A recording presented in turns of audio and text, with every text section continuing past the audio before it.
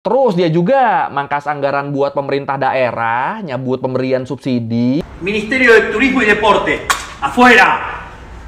Ministerio de Cultura, afuera. Kondisi inflasi Argentina tuh bener-bener udah parah loh, dan kelihatan nggak bisa ditolong lagi. Kita bahas Argentina lagi. Kalau lu ingat, terakhir kita bahas Argentina tuh kan gara-gara inflasinya yang makin menggila banget ya. Yang ngebikin masyarakatnya sampai kesusahan buat nyari tempat tinggal. Sampai pada tidur di bandara kan. Ya pokoknya kacau banget lah. Nah, di akhir tahun 2024 kemarin, Argentina tuh bisa dibilang akhirnya berhasil ngatasin masalah perekonomian yang mereka alami. Bahkan setelah sekian lama keuangan negaranya defisit, setelah sekian lama mereka boncos terus, di tahun kemarin pemerintah Argentina tuh akhirnya berhasil bikin ekonominya untung.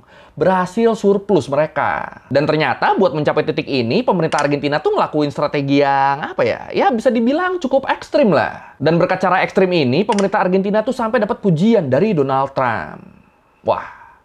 Wah, tapi emang apa sih strategi pemerintah Argentina buat ngatasin masalah inflasinya ini? Dan apakah ekonomi Argentina benar-benar menuju lebih baik? Nah, itu kita bedah itu tuh sekarang tuh. Tapi, sebelum kita mulai, gue mau cerita dikit nih. Jadi, sebagai konten kreator rumahan yang sering syuting dan ngerjain segala sesuatunya tuh di rumah, gue pastinya jadi sering terpapar AC dong. Dan lu tahu sendiri kan, terlalu lama kena AC tuh kan bisa bikin kulit kering ya. Belum lagi tiap gue ada acara di luar, apalagi di daerah Jakarta, itu kan panasnya kan edan-edanan ya. Polusi debunya juga tuh di mana-mana. Ya intinya kegiatan gue sehari-hari, baik yang di dalam maupun di luar rumah, itu tuh bikin kulit nggak sehat lah. Nah tadinya gue bodo amat, sampai akhirnya banyak dapat masukan yang bilang, penampilan juga perhatiin kali. Langsung tuh dari situ tuh, akhirnya gue mulai rutin pakai skincare. Dari sabun cuci muka, pelembab, sampai sunscreen. Dan buat andalan gue tuh suka banget pakai pelembabnya Skintific yang biru ini. 5 Times Ceramide Barrier Moisture Gel. Ini beneran wajib banget nih ada di rumah gua nih. Ya gimana nggak wajib? Ini tuh jadi penyelamat gua banget loh pas kulit gua lagi nggak oke kemarin. Ini sambil gua jelasin, sambil gua pakai deh ya. Ih, mantep nih. Jadi pelembab ini tuh mengandung ceramide. Dan nggak cuma satu, tapi 5 jenis ceramide sekaligus. Ceramide tuh apa?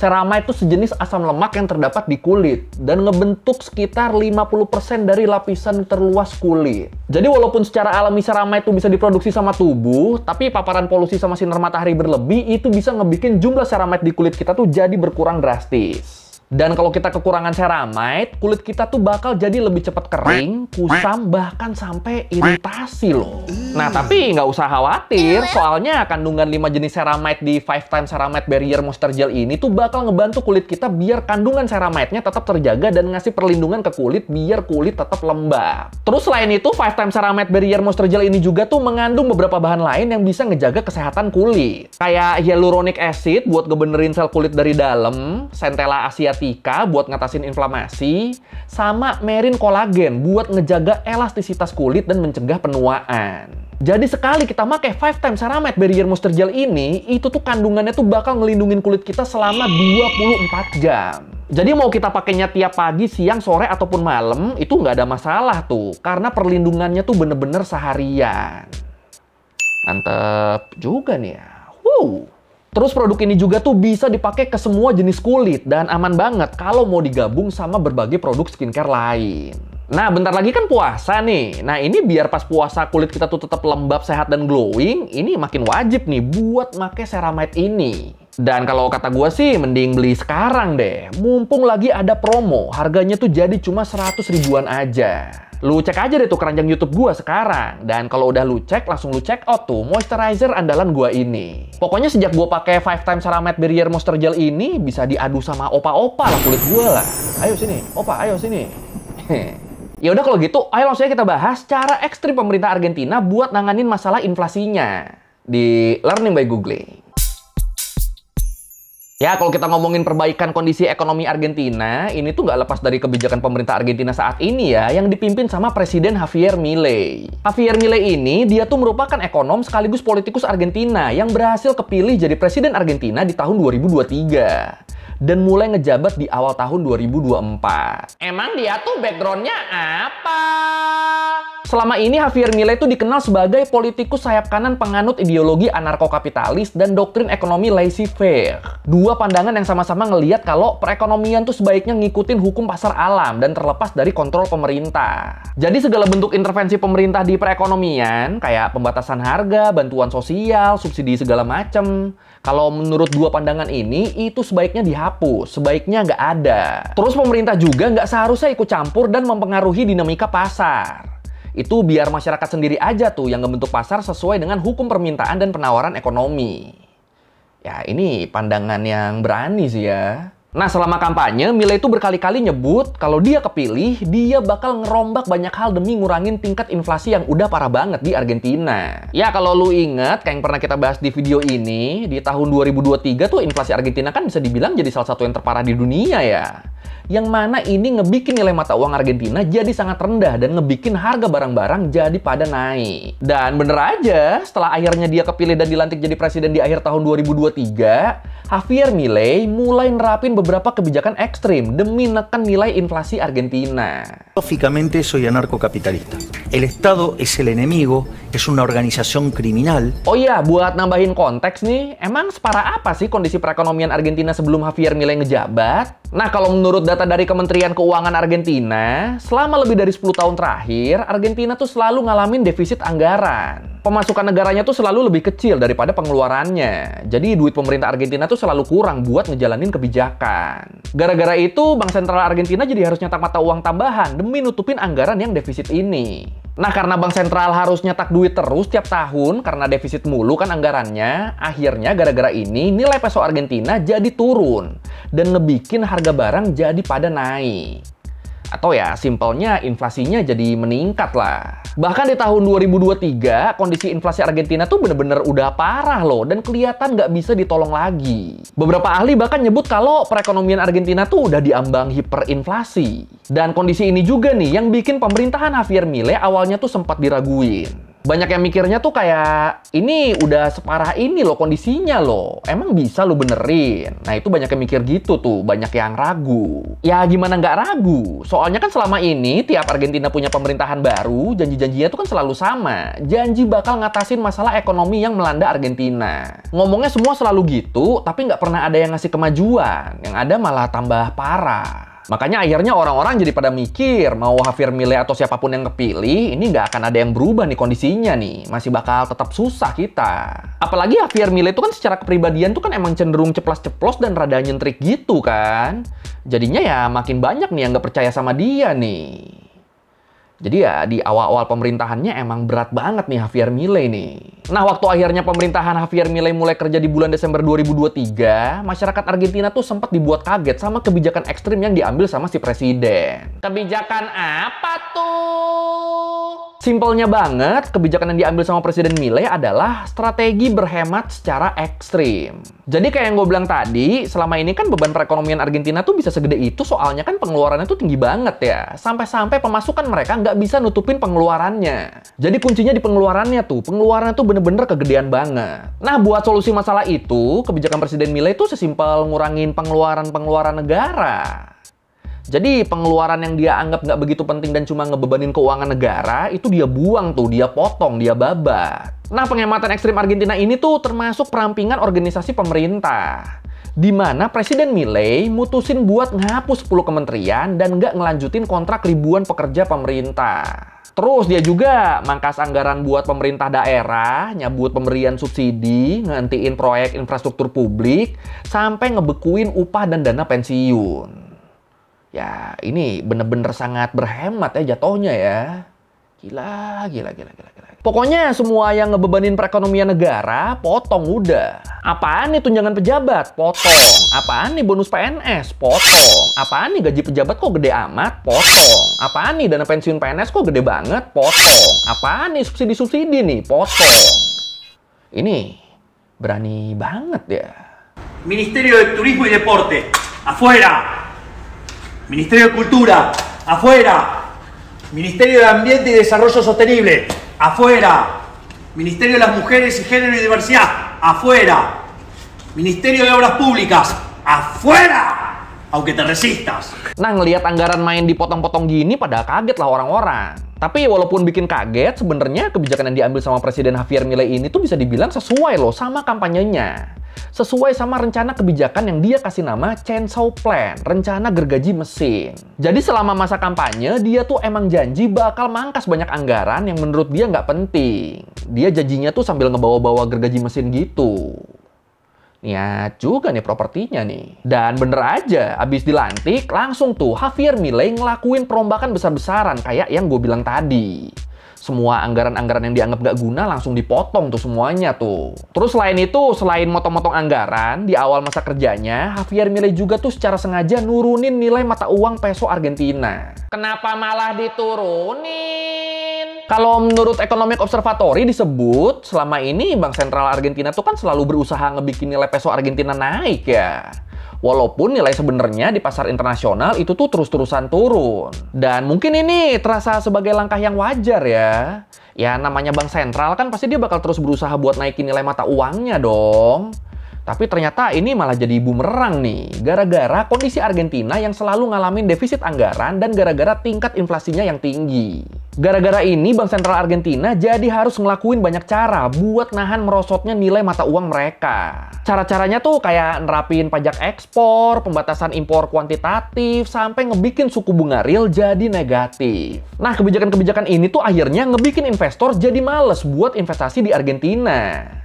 Terus aktivitas ekspor juga tuh jadi stagnan akhirnya. Ya intinya usaha buat naikin nilai mata uang Argentina ini dampaknya tuh malah jadi nggak bagus buat perdagangan Argentina. Makanya karena ngelihat ini, karena dia ngerasa mencoba naikin nilai mata uang tuh udah gagal, akhirnya sama Javier Milei, nilai tukar peso Argentina tuh dibiarin turun aja. Bahkan didorong buat turun.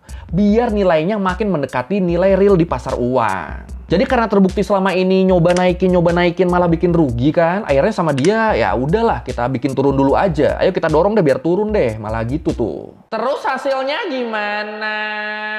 Bisa dibilang strategi berhemat ekstrim ini awalnya tuh malah ngebikin perekonomian Argentina kelihatan makin kacau. Ya gimana nggak kacau? Nih kalau menurut TLDR News Global, di bulan Desember 2023, di bulan pertama Presiden Milei ngejabat, kebijakan devaluasi peso, kebijakan nurunin nilai mata uang Argentina tadi, itu tuh ngebikin aktivitas impor jadi turun drastis. Padahal selama ini kan banyak kebutuhan dasar masyarakat Argentina yang diperolehnya tuh justru dari impor. Nah, gara-gara ini, gara-gara aktivitas impornya turun drastis, tingkat kemiskinan di Argentina yang sebelumnya udah mencapai 40% itu naik sampai lebih dari 50%. Jadi, kebayangkan lo, lebih dari setengah penduduk negaranya lo masuk kategori miskin lo. Ini gila kan? Terus tingkat inflasi yang digadang-gadang bakal turun juga, itu malah naik tajam tuh. Bahkan naiknya sampai di atas level 25%. Jadi yang terburuk dalam beberapa tahun terakhir. Dan ini semuanya gara-gara kebijakan nurunin nilai peso tadi. Terus GDP Argentina yang sebelumnya sempat naik juga itu akhirnya turun lagi karena budget pemerintah yang dipangkas. Makanya jadi pada marah lah masyarakat Argentina waktu itu. Udah kan anggaran banyak yang dipangkas, subsidi banyak yang dipotong, tapi kok efeknya malah makin nelongso nih. Mereka jadi pada mikirnya, Bapak kan janjinya bikin kita lebih makmur, tapi kok malah kayak gini? Ini makmur dari mananya ini? Terus gara-gara ini tingkat kepercayaan masyarakat ke Presiden Milei juga tuh sempat ngalamin penurunan yang lumayan signifikan. Tapi hebatnya semua hal ini nggak bikin Presiden Milei goyah nih. Dia ngiyakinin kalau ini tuh emang obat pahit yang harus ditelan dulu. Jadi emang ini nih awal yang sangat menyakitkan nih, tapi semuanya demi kebaikan jangka panjang.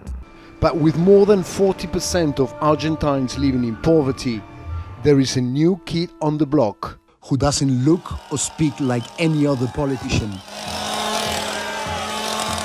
And he's leading the race to become Argentina's next president. Dan bener aja, pelan-pelan kondisi Argentina berangsur membaik nih. Tingkat inflasi yang tadinya ada di atas 25% dalam kurun waktu 1 tahun berhasil ditekan sampai sekitar 3%-an doang. Bahkan sempat di bawahnya. Terus turunnya inflasi ini juga tuh ngebikin pendapatan masyarakat Argentina jadi lebih tinggi dari tingkat inflasi. Dan jelas ini bagus dong, soalnya harga barang jadi lebih murah kan kalau dibandingin sama pendapatan mereka. Dan pastinya turunnya inflasi ini juga jadi memicu turunnya angka kemiskinan. Ya kan tadi kan udah kita bahas ya, kalau tingkat kemiskinan Argentina tuh sempat ada di atas 50% di akhir tahun 2023. Tepatnya tuh di sekitar 53%. Nah, di akhir tahun 2024 kemarin, tingkat kemiskinannya tuh berhasil turun ke angka 49%. Ya, walaupun ini masih cukup tinggi ya, tapi ya seenggaknya ini sinyal yang bagus kan. Minimal jadi turun nih angkanya nih. Terus inflasi yang turun juga tuh ngebikin suku bunga Bank Sentral Argentina ikutan turun. Orang jadi nggak takut tuh buat minjem duit ke bank buat modal usaha, soalnya bakal lebih ringan kan beban bunganya. Orang-orang jadi berani minjem duit ke bank buat usaha, akhirnya perekonomiannya muter kan. Akhirnya ya keadaan jadi lebih baik lah. Makanya disebut rendahnya suku bunga tuh bisa jadi indikator lancarnya aktivitas ekonomi. Terus selain inflasi yang turun, neraca perdagangan Argentina juga tuh jadi ngalamin peningkatan signifikan loh. Lu inget kan kebijakan nurunin nilai mata uang peso Argentina tadi? Nah itu kan kebijakan itu kan nurunin tingkat impor ya. Aktivitas impornya tuh jadi lesu. Tapi ternyata di sisi lain ini juga naikin tingkat ekspor. Aktivitas ekspornya tuh jadi lebih jadi lebih bergerak lah, jadi lebih rame, jadi lebih aktif. Dan ini naiknya tingkat ekspor ini ngebikin Argentina di akhir tahun 2024 jadi ngalamin surplus perdagangan yang relatif besar. Apalagi kalau dibandingin sama beberapa tahun sebelumnya, waktu Argentina beberapa kali ngalamin defisit neraca perdagangan. Waktu beban impornya lebih besar daripada keuntungan ekspornya. Terus dari sisi investasi, Argentina juga tuh ngalamin peningkatan loh. Ya walaupun mungkin belum maksimal, tapi sepanjang tahun 2024, jumlah uang yang beredar di pasar saham Argentina tuh ngalamin peningkatan drastis. Kalau menurut Trading Economics disebut, indeks pasar saham Argentina tuh ngalamin peningkatan hampir 200% di tahun 2024. Terus nilai obligasi Argentina juga tuh ngalamin peningkatan signifikan, sampai 2 kali lipat, semenjak Javier Milei ngejabat jadi presiden. Beneran pil pahit di awal doang tuh ya berarti yang tadi tuh ya, yang jadi susah, jadi impor, jadi turun segala macam tuh. In the first 7 months of 2024, the latest period for which we have data, exports reached $45.4 billion, an increase of 14.8% on the same period last year, while imports totaled just $33.1 billion, a decrease of 25.9% year-on-year. In the aggregate, this means that Argentina ran a $12.3 billion trade surplus in this time. Jadi ya emang nggak main-main nih hasil dari kebijakan gergaji mesin ini. Ya lu bayangin aja, selama lebih dari 10 tahun terakhir Argentina tuh selalu ngalamin defisit fiskal kan? Atau simpelnya pemasukan negara lebih kecil dari pengeluarannya. Ini berkat dipotong-potongin jadinya membaik loh ekonomi Argentina. Yang paling menarik tuh ya itu tadi sih ya, potong aja udah anggaran-anggaran yang cuma ngebebani negara. Apaan tuh tunjangan pejabat? Potong. Apaan tuh bonus PNS? Potong. Apaan tuh pejabat kok gajinya gede amat? Potong. Apaan tuh dana pensiun PNS kok gede-gede? Potong. Apaan tuh subsidi? Potong. Dan hasilnya setelah puluhan tahun ngalamin defisit, baru 1 tahun setelah kebijakan ini diberlakukan, pemerintah Argentina untuk pertama kalinya ngalamin surplus fiskal. Ngalamin pendapatan negaranya lebih tinggi daripada pengeluarannya. Hebat. Salut Pak Milei, salut saya. Today, with pride and hope, I can tell you that we have passed the test of fire. We are leaving the desert, the recession is over, and the country has finally begun to grow. Thank you for trusting this government. Tapi walaupun kelihatan bagus, ini bukan berarti kebijakan pemerintah Javier Milei itu nggak dapat kritikan ya. Ada, yang kritik tetap ada. Ya walaupun tingkat kepercayaan masyarakat ke Milei ngalamin peningkatan lagi, bahkan jadi pemerintah kedua yang paling dipercaya rakyatnya, cuma kalah dari Narendra Modi di India. Tapi tetap ada banyak kritik terhadap kebijakan Presiden Milei. Kalau menurut Al Jazeera, kebijakan penghematan ekstrim ini tuh ngebikin tingkat pengangguran di Argentina meningkat. Terus upah real, baik di sektor publik maupun swasta, itu juga jadi ngalamin penurunan. Terus kayak yang tadi sempat gue bilang, di awal masa kepemimpinan Javier Milei, kemiskinan di Argentina tuh kan meningkat drastis ya. Dan itu salah satunya tuh karena beberapa alasan barusan. Nah, kemiskinan yang meningkat ini diperparah sama penghapusan subsidi, khususnya di bidang energi dan transportasi umum. Jadi udah kan waktu itu masyarakat miskinnya tuh lagi lebih banyak, tiba-tiba Milei mulai motongin anggaran kan, salah satunya motongin subsidi. Nah itu dianggapnya sama banyak orang itu makin membuat hidup mereka menderita tuh. Dan dipercaya ini efeknya belum balik sepenuhnya nih. Masih banyak masyarakat Argentina yang menderita gara-gara ini. Makanya kalau menurut Sergio Souza, ekonom sekaligus konten kreator ekonomi di Argentina, dia bilang, satu-satunya hal yang membaik di Argentina adalah turunnya tingkat inflasi. Selain itu semuanya sama aja tuh, bahkan jadi lebih buruk. Dia bilang, selain inflasi semuanya memburuk. Saat ini pertanyaannya adalah, apakah layak untuk mencatat penurunan GDP, Produksi industri, lapangan kerja, daya beli, upah real, dan cadangan mata uang internasional hanya untuk menekan inflasi. Saya rasa itu tidak layak. Tapi kalau menurut lu gimana nih? Lu setuju gak nih sama Sergio Chouza ini? Atau lu tetap kagum sama Javier Milei? Yang mana nih? Silakan komen. Oh iya, terakhir, salah satu hal yang menarik dari kebijakan Javier Milei ini adalah gimana Presiden terpilih Amerika, Donald Trump, kagum sama keberhasilan Javier Milei dalam mengatasi masalah di Argentina. Ini buat yang mungkin belum tahu, Presiden Milei ini dia nih emang sosok yang dikenal pro barat banget. Dia nih ada di pihak Amerika banget. Dan nggak cuma Trump, Elon Musk juga yang aktif jadi tim sesnya Trump, dia juga tuh ngapresiasi dan ngaku terinspirasi sama kebijakan Javier Milei, khususnya terkait perampingan pemerintahan. Tapi kalau menurut lu gimana nih? Apakah langkah-langkah Presiden Javier Milei ini udah langkah yang paling tepat? Atau malah ini adalah bom waktu yang siap meledak kapan aja? Karena ternyata yang ngerasa masih tersakiti di sini juga banyak kan? Yang ngerasa masih belum terbantu di sini juga banyak kan? Yang mana nih? Silakan komen. De geopolítica es Estados Unidos e Israel. Esa es nuestra política internacional. Nosotros no nos vamos a alinear con comunistas. Oke, sekian layar minggu kali ini tentang kebijakan Presiden Argentina yang akhirnya bikin negaranya surplus. Ya, yang paling menyita perhatian gue itu sih, anggaran-anggaran yang dianggap nggak perlu, kayak tunjangan pejabat segala macem, itu di-cut tuh. Kayaknya kalau di negara mana gitu, itu kayaknya nggak mungkin deh. Ya, kalau lu merevisi kayak gue udah salah, atau lu mau nanya, atau lu nambahin ke video, terus di komen, kita diskusi kayak biasa. Sekali lagi, thank you, dan jangan lupa like, comment, subscribe. Bye. Kali-kali diriku kau hujat, padahal ini semua kodrat. Ku melawan bukan berarti